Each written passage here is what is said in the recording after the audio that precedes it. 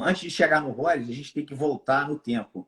Né? A gente tem o Carlos Gracie, né? A gente já falou que é o patriarca da família, depois veio o meu pai, o Hélio, né? Vem o Carson, vem o Carlos Robson, que hoje é vivo, hoje é o atual patriarca da família, é o Carlos Robson Gracie, é o pai do Renzo, né? Do Ralph. Seguindo a ordem aí daí seria o Rollins tivesse vivo, seria o Rollins, estaria junto. Daí vem o Rickson, depois foi com quem eu treinei, né? Na minha linhagem. O Rickson, né? Com o Rorion também. Naquela época, o Rorion depois foi para os Estados Unidos, o Rickson. E daí eu comecei a ter a minha identidade. Então, os meus professores foram todos esses aí que eu te falei. Desde o Carlos, né? Que intelectualmente, eu mesmo não estando com ele de kimono o tempo todo, intelectualmente foi um cara que me ajudou muito, o meu time ajudou muito, depois o meu pai, depois o Carson, eu cheguei a treinar com o Carson, né? Eu ia na academia do Carson no horário das crianças e perturbar, porque não tinha o que fazer. O treino era terça e quinta era o Carson, segunda, quarta e sexta era o Rollins. Eu treinava com o Rollins segunda, quarta e sexta e terça e quinta com o Carson. Eu não ficava em casa, minha mãe me chutava, botava para rua, falava, vai para academia, tem nada para fazer aqui. E eu gostava de ir para lá. Enfim, eu O ficava seu o dia inteiro ônibus na você academia. pegava. Só te cortando. O seu ônibus, inclusive, é coincidência que ele te deixava na porta da academia, né? Não, tem isso também, né? Eu pegava um ônibus que era um circular, ele pegava, morava em Botafogo, ele pegava na porta de casa, ele me deixava na porta da academia. Na hora que eu saía da academia, eu pegava na porta da academia, ele fazia o circular e me deixava na porta de casa. Então era muito fácil. Os motoristas, os trocadores, todos já me conheciam, entendeu? Na hora que eu entrava, o moleque, senta aí, rapaz, como é que tá? Tudo bem? Então eu conversava com todo mundo, era fácil. Era como se fosse um motorista, né, com a Mercedes-Benz enorme e eu lá no ônibus, pequenininho, já entrava e saía já com 7 não, mas 8, 9, 10, 11 anos, eu ia sozinho para academia. Uma coisa muito tranquila. Hoje, talvez você não estivesse fazendo isso. Enfim, e aí chegamos no Rollins. O Rollins, eu treinei com ele na fase, exatamente nessa fase de adolescente, indo para a adolescência. Ele morreu, acho que eu tinha uns 14 anos, se eu não me engano. E essa fase toda antes eu comecei a treinar com ele. Foi a época que o Rorion foi para os Estados Unidos e eu comecei a ir mais para Copacabana para treinar com ele. Então, o Rollins me ajudou muito por duas coisas. O Rollins era um cara muito competidor, eu gostava do jeito que ele competia, e ele era para frente em tudo que ele fazia. Era muito positivo, muito bom competidor, gostava de se testar o tempo inteiro, com uma extrema habilidade. Se você falar para ele, vamos entrar no campeonato de karatê, ele treinava 2 dias e entrava no campeonato de karatê. Ele não tinha problema.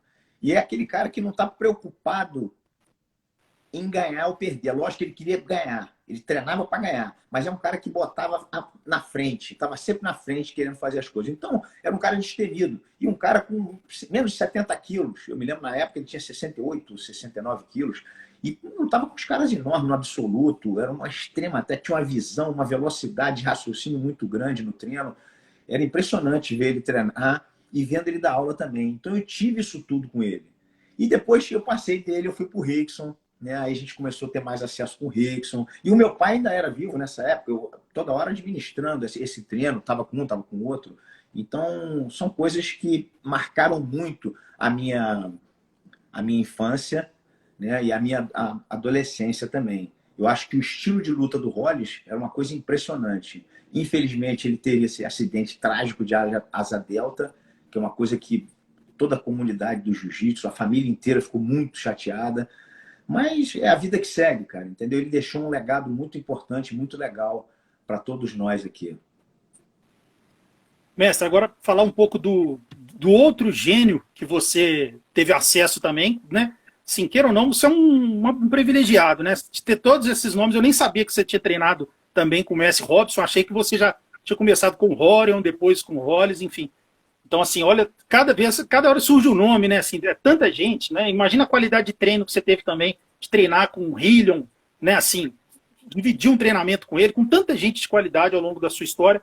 E culminou com, infelizmente, com a fatalidade da morte do Hollis, você passou a treinar diretamente com o Rickson, que era mais pesado, mas também tinha uma velocidade absurda para o peso dele. Eu lembro de uma entrevista que você me deu, que você falou, eu era amassado sempre, mas com uma suavidade, com uma elegância que era o jiu-jitsu do Rickson. Conta um pouco para a gente também dessa fase de ter treinado e poder absorver todo esse conhecimento do Rickson também. É aquilo, é o que você falou, né, cara? Eu tive o velho Hélio, o meu pai, né? Eu tive o Rollins, né? Eu tive o próprio Carson na época, eu tive o Rod, tive o Rickson. Então são pessoas super iluminadas e com uma velocidade de raciocínio muito grande dentro das quatro linhas, dentro do jiu-jitsu, do esporte jiu-jitsu. Então isso me ajudou muito, não tem como ser diferente. Eu acho que se você se predispõe a ser um lutador, eu acho que você não podia ter melhores técnicos, né? O Rickson é o que eu falo muito para todo mundo. O Rickson, a grande diferencial dele, não só na técnica, na velocidade, né? Mas é a força e o peso, né? Eu posso ser tudo isso, eu posso ser rápido, veloz, eu posso ser técnico, extremamente técnico, mas eu não tenho o peso e a força. Ele conseguia reunir com um cara de 85 quilos uma extrema velocidade com um peso e força muito grande. Então, como o Hollis foi, né, o campeão da família durante uma época, era o detentor disso durante todo o tempo, depois passou a ser o Rickson, o campeão da família, depois vem outros e assim continua, é sucessivo. É uma coisa natural. O Rickson é um cara com uma habilidade muito grande, natural, né? Às vezes você fala, pô, o Rickson nem treina tanto assim. Não, ele treina, porque ele dava aula o dia inteiro, mostrava posição, então ficava o dia inteiro afiando a faca, revendo posição, coisas interessantes. Isso é muito interessante, porque uma coisa é a pessoa treinar de jogar um ou outro na parede, né? E ficar com a orelha calejada, ficar todo machucado. Isso a gente não fazia muito, a gente treinava duro, mas a gente dava muita aula e revia a posição o dia inteiro. Então, você o rever é uma coisa que te ajuda muito, em qualquer segmento. Você está sempre revendo, refazendo, né, se arrumando de novo. Então, a gente fez muito isso. Eu me lembro, até comentei isso no outro dia, a primeira vez que eu falei para o meu pai que eu queria ser professor, eu tinha uns 14, 15 anos. E eu falei para o velho, falei, pô, eu quero ser professor. Ele olhou para mim e falou, é mesmo? Você quer ser professor? Então tá bom. Amanhã, segunda-feira, era domingo, a gente estava assistindo televisão, né, no sofá de casa. Falei, pô, amanhã, domingo, segunda-feira, você chega na academia às 6h30, a aula começa às 7h, você fica de 7 até o meio-dia, você tem 2 horas de almoço, e depois de 2 da tarde até a hora que o último aluno sair da academia. Isso era 9h30, 10 horas da noite, a hora que terminava.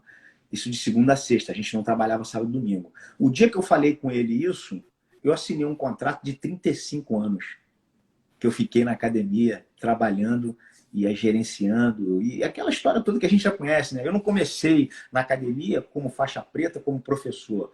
Eu comecei limpando o banheiro, faxineiro. E um dia eu limpei o banheiro 4 vezes no mesmo dia. E eu olhava para o meu pai com aquela cara de adolescente e falava, por que eu sou o dono? E ele falou, se você fizer certo, você faz só uma vez.